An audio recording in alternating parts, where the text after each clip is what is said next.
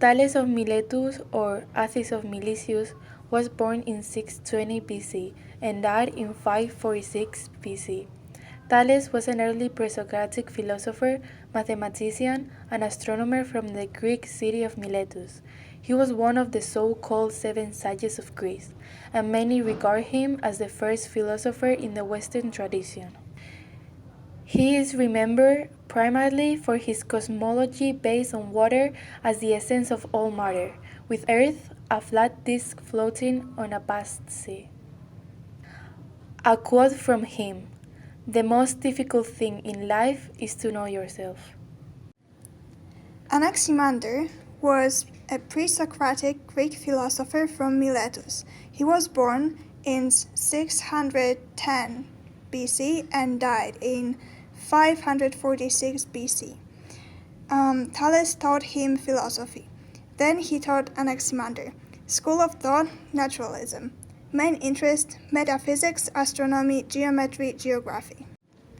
Anaximenes was born in 586 BC and died in 526 BC. He lived in Miletus. He was a student of Anaximander. His works have not been preserved. He is known only because of comments made by other philosophers, for example, Aristotle. School of thought, naturalism. Main interest, metaphysics. Parmenides was born in the 515 BC, and his death is assumed to have taken place around 440 BC. If he is important, it is because he was the first known Greek poet, or perhaps philosopher, to assert that the world has an objective reality that is unchanged by perception, but that humans make decisions and act on perceptions independent of whether they are based in truth. He is known as the founder of the elliptic school of philosophy, which took a strict monistic view of reality. A quote from him: "Thought and being are the same." Heraclitus was a Greek philosopher around 500 BCE. Heraclitus is one of the philosophers who believed that the world is ever-changing, meaning nothing stays the same and change never stops. Heraclitus' main goal was to break the common way of thinking. It is said he did not have students, but his writings influenced philosophers later on. Unlike some philosophers, he had claimed that he had not received teaching, but was self-taught. Heraclitus is still influential today, as the debate of change could last forever. The debate could be about physical change or societal change. Either way, if you think about it, all of it changes and it is out of our control. It is said he claimed he did not invent his philosophy, but the information is available to anyone who questions. Empedocles was a Greek philosopher from Acragas, living from 492 to 432 BCE.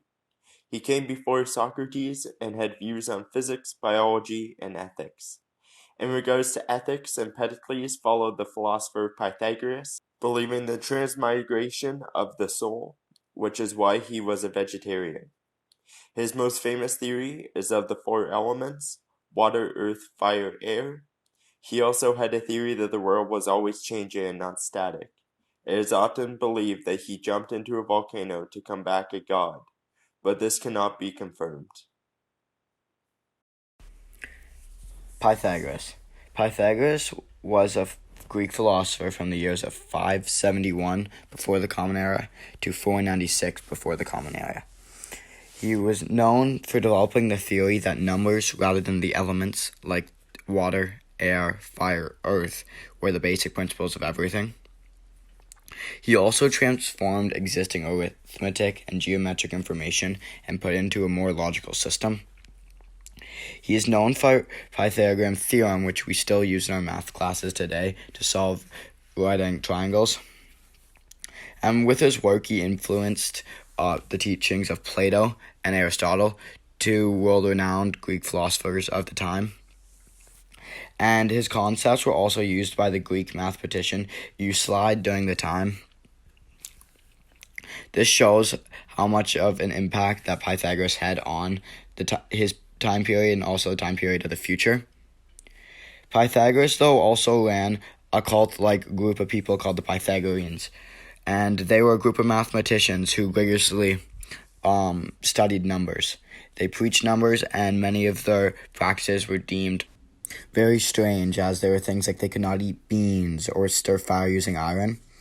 And all of these made it more confusing as they were quite secretive, and this eventually led to the mysterious death of Pythagoras. Pythagoras' teachings continued on after his death, even though he didn't have any surviving books or writings, and this led to the belief that he taught his followers by speech instead of writing, and this would have allowed them to keep passing it on through the Pythagoreans.